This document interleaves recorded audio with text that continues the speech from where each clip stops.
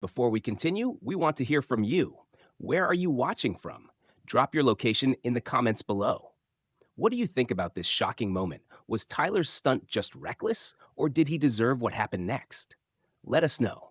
And if you love jaw-dropping stories about real-life consequences, discipline, and redemption, hit subscribe and turn on notifications. Tomorrow, same time, we're bringing you another unbelievable Royal Guard story. Trust us, you won't want to miss it. See you in the comments. Smashing a guitar on a Royal Guard? Worst decision ever. Tyler Graves slouched on his worn-out couch, his fingers absent-mindedly strumming his battered Gibson guitar. The dimly lit one-bedroom apartment in Chicago reeked of stale beer and broken dreams. Posters from his band's glory days were peeling off the walls, faded reminders of a career that never quite took off. At 38 years old, Tyler was far from the rock star he had once imagined himself to be.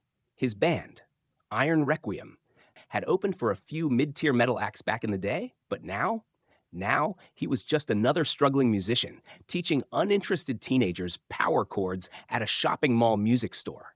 His phone vibrated on the cluttered coffee table. A notification. Demon Reaper 66, 298 subscribers. The number hadn't changed in months. Frustration burned in his chest.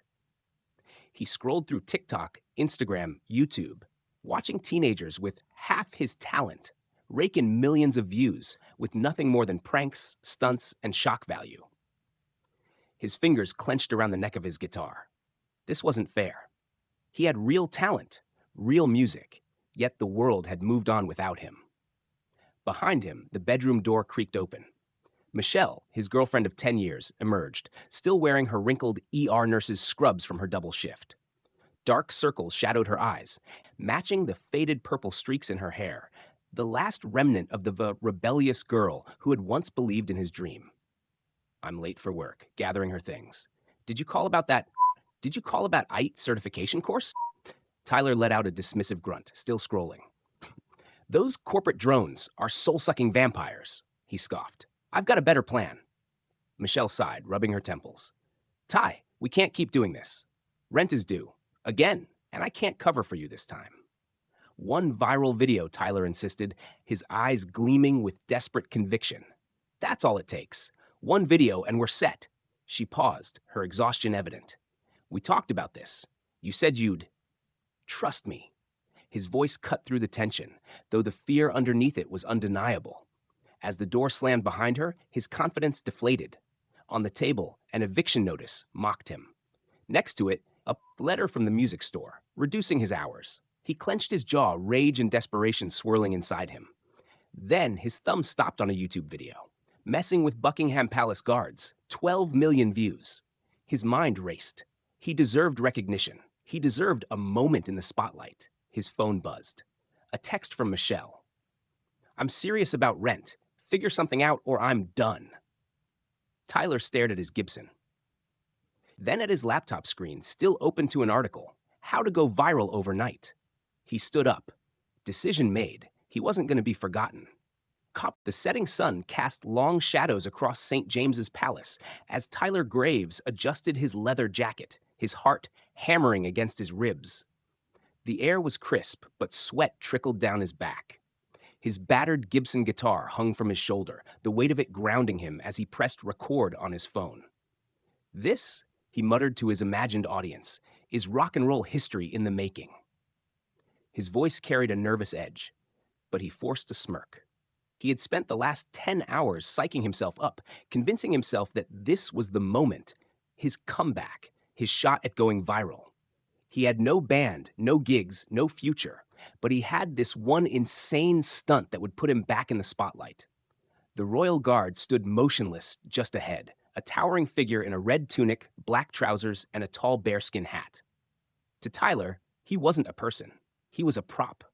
The crowd of tourists buzzed around him, their cameras flashing, their conversations blending into white noise. None of them mattered. What mattered was the millions of views waiting for him on the other side of this. He slung his Gibson forward, gripping the neck tightly. He had one chance to make this work. Tyler took a deep breath, then stepped forward, circling the guard like a predator sizing up its prey.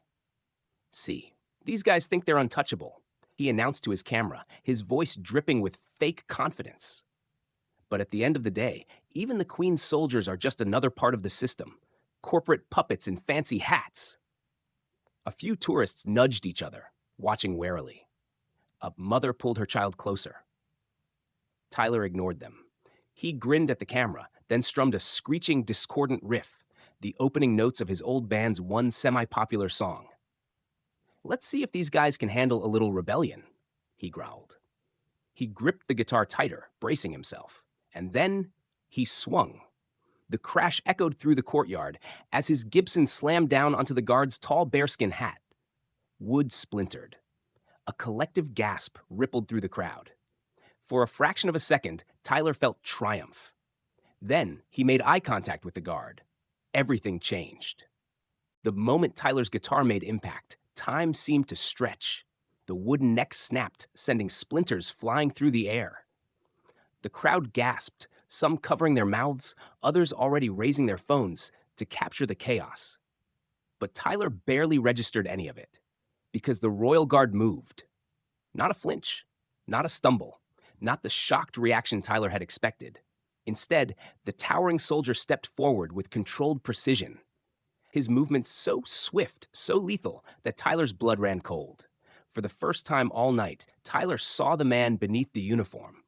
This wasn't just some stiff ceremonial mannequin. This was a battle-hardened soldier, a veteran. And the look in his steely blue eyes told Tyler everything he needed to know. He had just made the worst mistake of his life. The Royal Guard's hand shot out, locking around Tyler's wrist in an iron grip. Tyler tried to yank free, but it was like trying to fight gravity itself. The next thing he knew, his feet left the ground, his body twisting midair before he slammed face first onto the cold stone pavement. The impact stole the breath from his lungs. His vision blurred, his brain struggling to catch up to what just happened. A sharp pressure pressed into his back, the guard's knee, pinning him down with precisely the amount of force needed to keep him still, but not break him completely. Stay down. The words weren't shouted, they weren't barked, but they carried the weight of absolute authority. Tyler's cheek scraped against the stone, his heart pounding so hard it hurt. This wasn't how it was supposed to go. He had envisioned security maybe escorting him out, not getting taken down in seconds like a combatant on a battlefield. The crowd was no longer entertained. They were shocked, horrified, judgmental. Then came the voices. New voices. Metropolitan Police. Nobody move. Tyler barely had time to process before two uniformed officers rushed in, their radios crackling. A pair of strong hands hauled him up, twisting his arms behind his back. Cold steel closed around his wrists. Handcuffs. Yes, Tyler's stomach plummeted. His dream of viral fame had just turned into his worst nightmare. Tyler's wrists burned as the cold metal of the handcuffs dug into his skin. The police officers flanked him on either side, gripping his arms as they led him through the stunned crowd. The reality of his colossal mistake hit like a sledgehammer. His plan to go viral had worked, but not in the way he had imagined. The once amused tourists now looked on with judgment, their phones still recording, but this time, it wasn't entertainment, it was evidence. The Royal Guard who had taken him down had already returned to his post, standing like a statue once again, as if the whole event had never happened. But Tyler knew better. That man was no statue. "Let me explain," Tyler gasped as they shoved him toward a police van, his breath coming in short, panicked bursts. "It was just a stunt. For YouTube. I wasn't trying to." "Save it." One of the officers cut him off, tightening his grip. "You assaulted a military serviceman. That's not a prank. That's a crime." Tyler's stomach turned. This wasn't just a slap on the wrist. This wasn't security kicking him off the premises and telling him to go home. This was real. They reached the police van, and the doors swung open with a heavy clang. One of the officers yanked Tyler's smashed guitar off the pavement, examining the broken neck and shattered body with a look of disgust before tossing it aside like trash. Tyler flinched. That guitar had been with him through every failed gig, every open mic night, every desperate attempt to make a name for himself. And now, just like his career, it was in pieces. Please, man, he tried again, his voice cracking. I didn't mean. You meant to humiliate the Queen's guard. The officer pushed him inside the van. How'd that work out for you?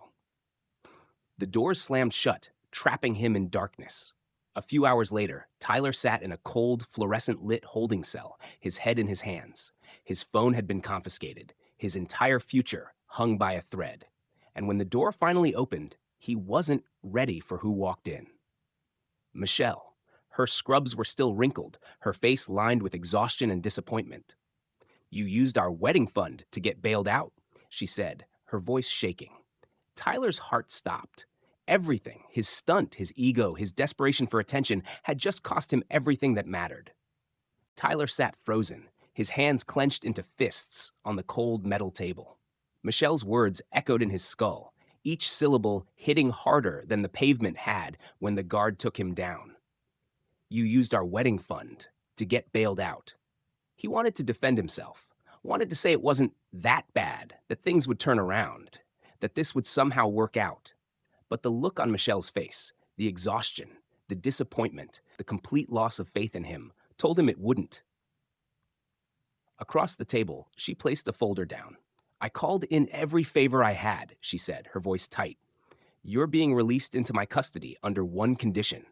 Tyler's throat felt dry. What condition? She exhaled, pushing the folder toward him. Community service, anger management, a massive fine. And she hesitated, as if she could barely believe it herself. You have to meet with him, Tyler frowned. With who? The guard, his stomach twisted. The guy who, Sergeant Eric Donovan. She cut him off. The guy you attacked. Tyler sat back, suddenly feeling exposed. And what? He just wants to have a chat. No, Michelle said. He wants you to work at a music therapy program for veterans. 18 months. No social media, no cameras, no excuses. Just you, a guitar, and people who actually need it. Tyler scoffed, shaking his head. That's insane. What? I'm supposed to strum lullabies for a bunch of old soldiers. Michelle's eyes flashed with something sharp and final. It's that, or you lose everything. Me. Us, our home. Tyler swallowed hard. For the first time in a long time, the weight of his choices pressed down on him like a mountain. And in that moment, he realized this wasn't about going viral. This was about survival. 2 weeks later, he walked into the Veterans Center, his old Gibson, now patched up with tape and glue, hanging from his back. Across the room, Sergeant Donovan stood waiting, arms crossed. Tyler forced himself to meet his gaze. So, he muttered, trying and failing to sound casual. Guess I owe you a lesson in power chords. The veteran didn't blink. No, he said. You owe me a lesson in respect.